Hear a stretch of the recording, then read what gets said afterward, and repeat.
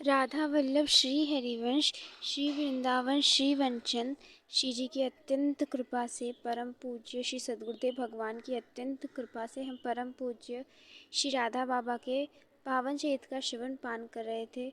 और भक्तों के चरित्र का श्रवण पान करने से हमें प्रिया प्रीतम की कृपा प्राप्त होती है।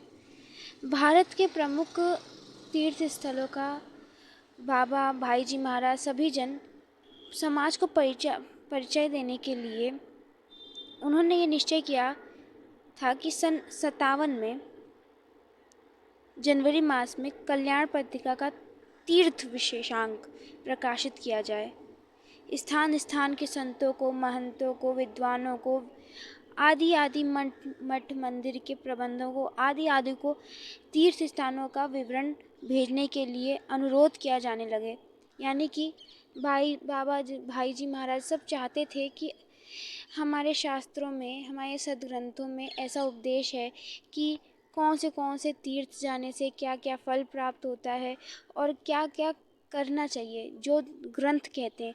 और वो सारा यात्रा करके बाबा भाई जी महाराज इसे एक कल्याण में छपवाएंगे 1997 में। ऐसा बाबा ने निश्चय किया, भाई जी महाराज ने निश्चय किया कि पहले हम सब यात्रा कर लेते हैं, जिससे जो विद्वान हैं, मठ मंदिर हैं, महंत हैं, उन सबको फिर ये अनुरोध करके भेज दिया जाएगा। इसी के साथ ट्रेन द्वारा तीर्थ यात्रा करने का भी निर्णय ले लिया गया। तीर्थ यात्रा का निश्चय होते ही सन 1956 के जनवरी मास में ट्रेन द्वारा तीर्थ यात्रा करने की योजना बना ली गई थी। जैसे ही लोगों को ऐसा पता चला कि भाई जी महाराज और बाबा तीर्थ यात्रा करने का निश्चय ले लिए, तो जो जन हैं वे भी जाने के लिए, जो स्वजन हैं, जो भक्तजन हैं, वे भी बाबा भाई जी महाराज के संग जाने के लिए अनुरोध करने लग गए। अब भाई जी महाराज कम से कम करने के किए, तब भी कितने लोग हो गए? 600 लोग हो गए। वो भाई जी बाबा के साथ जाने के लिए तैयार हुए थे, 600 लोग। इतना कम किया तब भी 600 जा रहे हैं। तीर्थ यात्रा के लिए जो तिथि निर्धारित की गई थी, उसी के अनुसार भाई जी महाराज और बाबा वाराणसी पहुंच गए। अन्य तीर्थ यात्री भी आ गए, लेकिन एक बड़ी विकट परिस्थिति सामने खड़ी हो गई थी। तीर्थ यात्रा के कार्यक्रम के अनुसार तीर्थ यात्रा ट्रेन वाराणसी चलकर कलकत्ता, जगन्नाथपुरी, मद्रास, रामेश्वरम द्वारका होते हुए सभी तीर्थ स्थानों पर जाने ही वाली थी कि तभी उड़ीसा में दंगा फसाद हो जाने के कारण सरकार ने जो यात्रा थी वो रोक दी। अब इस परिस्थिति में बहुत विचार हुआ, तो बाद में तीर्थ यात्रा का नवीन कार्यक्रम बना। अब ये निश्चय किया गया कि तीर्थ यात्रा ट्रेन द्वारका, रामेश्वरम, मद्रास से होते हुए चलेगी। यह सही है कि इस नवीन कार्यक्रम के अनुसार भारत की जो परिक्रमा है वो उल्टी होगी, पर ऐसा विवश होकर बाबा और भाई जी महाराज को करना पड़ा। नवीन कार्यक्रम के अनुसार रेलवे अधिकारियों से यात्रा के लिए आज्ञा मिलते ही 29 जनवरी 1956 के दिन तीर्थ यात्रा ट्रेन ने वाराणसी प्रस्थान किया। तो सभी जन वाराणसी पहुंच चुके हैं। बाबा का भी आगमन हुआ, भाई जी महाराज का भी आगमन हुआ। और वाराणसी किसकी नगरी है? बाबा विश्वनाथ जी की ये नगरी है। और भगवान शिव की जब कृपा होती है तभी प्रिया प्रीतम के चरणों में आसक्ति होती है और प्रिया प्रीतम की ओर मन बढ़ता है। जब तक भगवान शिव की कृपा नहीं होती तब तक हम प्रिया प्रीतम की सेवा में नहीं जा सकते हैं। तो भगवान शिव की कृपा से जो काशी है वो भगवान शिव के त्रिशूल के नोक पे है, जो कि महाप्रलय आने पे भी उसका कुछ नहीं बिगड़ता है। और काशी एक ऐसी नगरी है जहाँ पर अगर उसके अंतर्गत, काशी के अंतर्गत कोई मच्छर भी मरता है तो उसे वेदांत पर वाला जो निष्ठा वाला कोई भक्त होता है, उस मच्छर को भी वैसी ही गति प्राप्त होती है जो उस वेदांती को प्राप्त होती है। स्वयं भगवान शिव इतने करुणामय कि उस मच्छर को तारक मंत्र सुनाकर मोक्ष प्रदान करते हैं। और भगवान शिव की कृपा श्री राधा बाबा पे भी बहुत थी और तभी उनकी कृपा से ही बाबा का हरि भक्ति में प्रवेश हुआ। तो जैसे ही बाबा काशी पहुँचे तो बाबा सोचे कि नाव ली जाए और फिर जाया जाए और दर्शन किए जाएं। बाबा घाटों के दर्शन के लिए नाव पे चढ़ गए और दर्शन करने लग गए, साथ ही साथ कहने भी लग गए भगवान विश्वनाथ बहुत कृपालु हैं। वो इतने कृपालु हैं कि जो एक वेदांती को स्थिति मिलती है मोक्ष की, उसी प्रकार यहाँ के एक मच्छर को जो यहाँ पे अपना प्राण त्यागता है उसे भी वही मोक्ष की स्थिति प्रदान करते हैं भगवान शिव। इतने कृपालु हैं भगवान शिव। और ये सोच सोच बाबा बहुत ही आह्लादित हो रहे थे, प्रसन्न हो रहे थे। बाबा की बड़ी विचित्र दशा हो रही, काशी में बड़ा विलक्षण भाव देखा। आज तो उस भगवान की सच्चिदानंदमय नगरी में बाबा तो डूबे जा रहे हैं, क्योंकि बार बार हृदय में आ रहा है इन्हीं की कृपा से यहाँ तक पहुँचा। बाबा फिर गंगा घाट पहुँचे और गंगा घाट की छोटी छोटी सीढ़ियों से वो चढ़ते गए और चढ़ने के बाद बाबा को भगवान विश्वनाथ जी के दर्शन हुए। वहीं मंदिर में बाबा गए, भगवान विश्वनाथ जी के दर्शन के बाद बाबा फिर लौटे और वाराणसी से चलकर प्रातःकालीन ट्रेन करवी स्टेशन पर पहुंची। वहां सुबह प्रार्थना और संकीर्तन का जो कार्यक्रम था वो पूज्य श्री गोस्वामी जी के नेतृत्व में हुआ।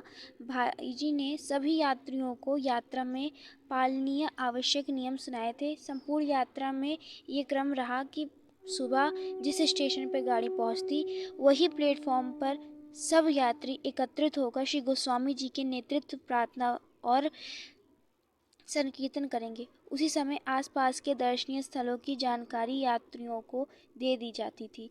करवी से बस द्वारा सब लोग चित्रकूट गए। वहाँ 2 दिन का वास रहा। श्री कामदगिरि की सभी ने परिक्रमा लगाई। चित्रकूट के वातावरण की शांति और वन की शोभा से बाबा तो जो थे वो बड़े ही प्रभावित हुए। उस शांति और शोभा को देखकर बाबा को एक बड़ा ही दिव्य अनुभव हुआ। मंद मंद प्रवाहिनी मंदाकिनी जी के तट पर बाबा बाई करवट लेटे हुए थे। उन्हें थोड़ी तंद्रा सी आई, न सोने जैसी और न सपने जैसी। शरीर से तो बाबा मंदाकिनी तट पर लेटे हुए हैं, लेकिन उनका अनुभूति जगत कुछ अन्य ही था। वे अनुभव करने लग गए कि मैं एक बहुत ही सुंदर और सुरम्य वन में विचरण कर रहा हूँ। बाबा को लग रहा है वन की शोभा अवर्णनीय है, जिसे बता ही नहीं जा सकती। वृक्ष छोटे छोटे हैं, वृक्षों पर पके पके मधुर मधुर फल लटके हुए हैं। फलों के भार से वृक्ष की जो शाखाएं हैं वो झुक आई हैं। उन फलों की सुंदरता और कांति को जो है वो तो बहुत ही अनोखी है। संपूर्ण वन की शोभा आश्चर्यमयी थी। बाबा के मन में ये जिज्ञासा उत्पन्न हुई कि मैं कहाँ हूँ, ये कौन सा स्थान है और इस वन का क्या नाम है। उस नितांत निर्जन वन में भला कौन इन जिज्ञासाओं का समाधान करे, क्योंकि बाबा को लगा कि वो अकेले हैं। चारों ओर थी घोर सन्नाटा और महानिर्जनता। जो भी हो, वन की शोभा मन को बड़ी प्यारी लग रही थी। वन में विहरण करते एक सुंदर बालक उनको दिखाई दिया जो वहाँ पे चल रहा है। वह श्याम वर्ण का था। उस बालक का सौंदर्य और लावण्य भी अनोखा था। वो बालक जो था वो बहुत ही सुंदर था। बाबा के हाथ को पकड़कर वो बालक, श्याम वर्ण का बालक, बाबा को हर जगह दिखा रहा है। पेड़ों को दिखा रहा है, हर वन को दिखा रहा है, हर कुंज को दिखा रहा है, सबको दिखा रहा है और कह रहा है ये देखो, ये देखो। बाबा को लगा कि ये बालक यहाँ का है, इसको सब पता है, परिचित है। वो जो बालक था वो श्याम वर्ण का था। तो पापा ने उससे पूछा ये कौन सा वन है। तो उस बालक ने कहा आप नहीं जानते ये कौन सा वन है, ये चित्रकूट है। बाबा तो चित्रकूट का नाम सुनते ही चित्रकूट चित्रकूट चित्रकूट नाम की आवृत्ति करने लग गए।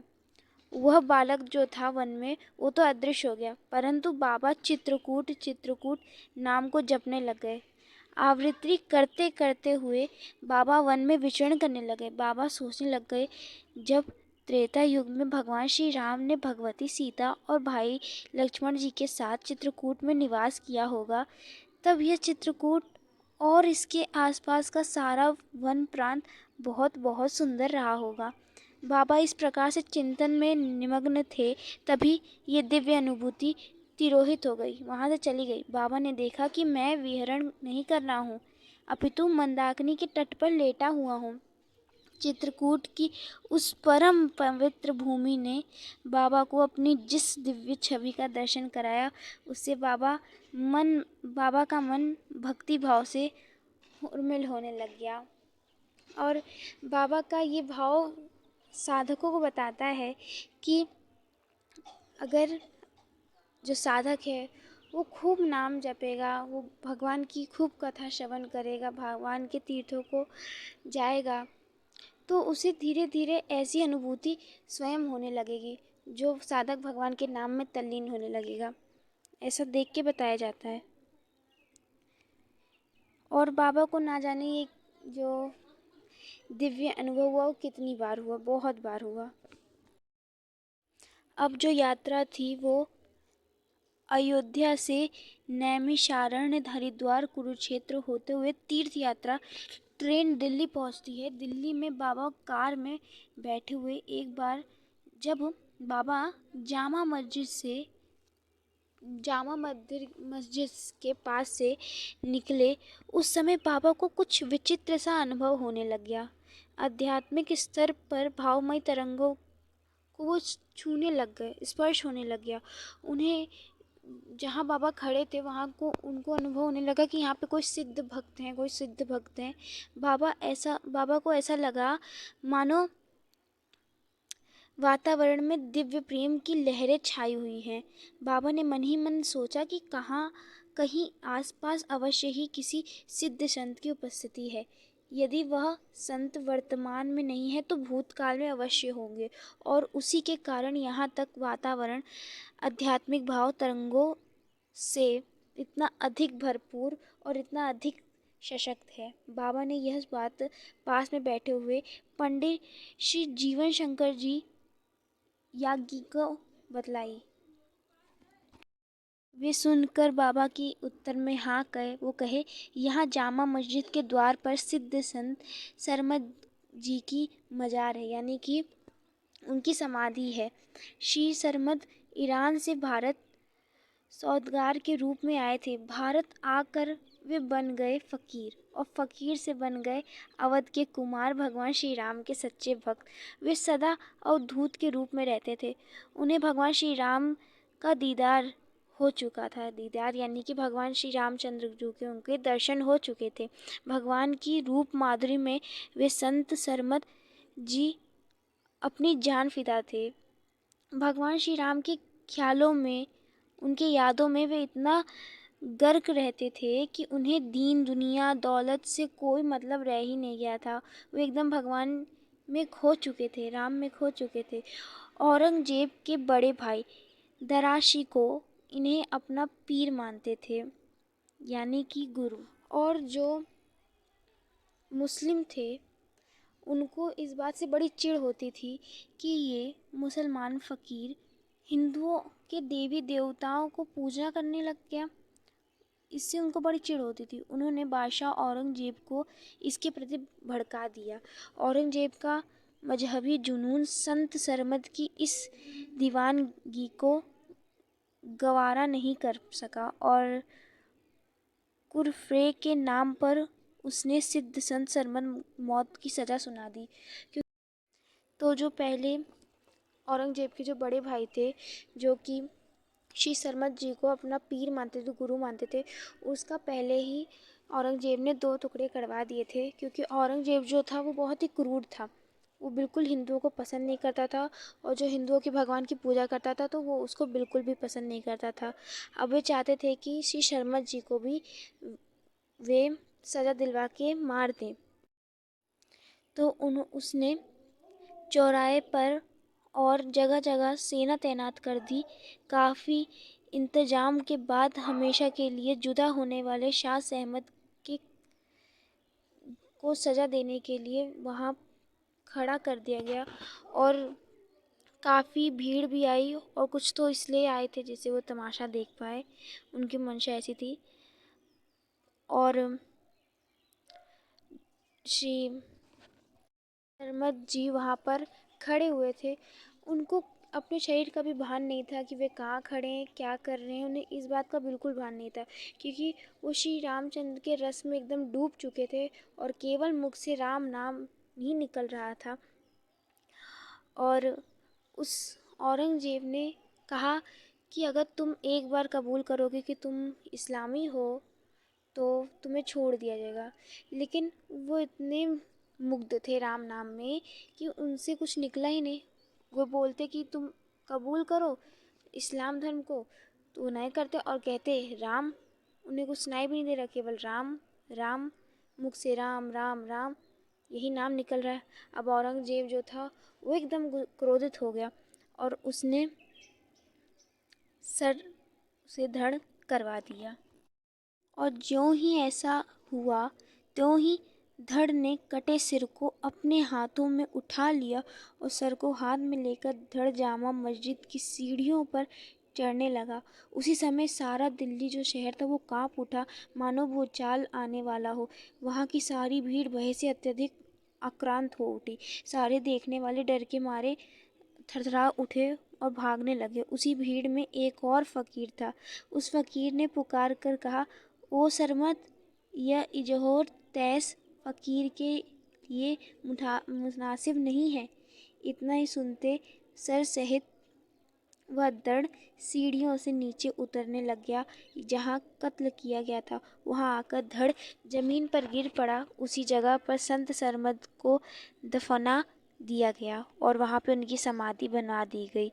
बाबा ने जब सुना तो बाबा तुरंत ही वहाँ पर झुक गए और सरमद जी की जो समाधि थी उसे प्रणाम किया। बाबा ने प्रणाम कर लिया। और आज की यात्रा बाबा की दिल्ली तक की हमने श्रवण की। आगे की यात्रा को हम कल के प्रसंग में श्रवण करेंगे श्री जी की कृपा से।